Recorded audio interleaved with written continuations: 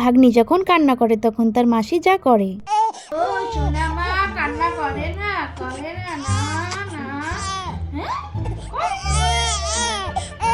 এই কি হয়েছে কি হয়েছে? ও কান্না করছে আজকে। তুই তো কিছুই পারিস না, দে দে দে আমাকে দে আমাকে দে আমাকে দে দে দে দে দে।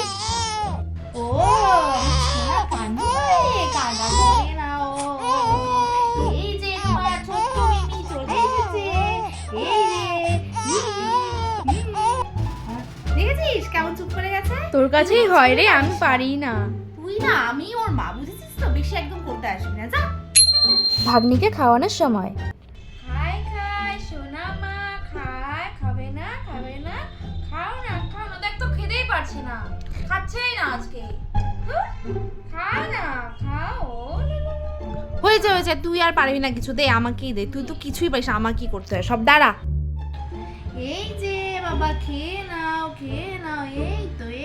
এই তো সোনা মা খেয়ে নাও এই তো হ্যাঁ এই তো গুড গার্ল আমার সোনা। হ্যাঁ দেখেছিস কি সুন্দর খেয়ে নিল। তুই পারিসই না কিছু আসলে, ও আমার কাছে সত্যি। থাকলেই ভালো। ভাগ্নিকে নিয়ে বাইরে বের হওয়ার সময় চলো মা আমরা একটু বাইরে থেকে ঘুরে আসি। এই কোথায় যাচ্ছিস তুই? আরে ওকে নিয়ে একটু বাইরে যাচ্ছি রে। ঠান্ডা পড়েছে বাইরে, দেখতে পাচ্ছিস না? ওকে তো কিছুই পারিস না, দে আমাকে।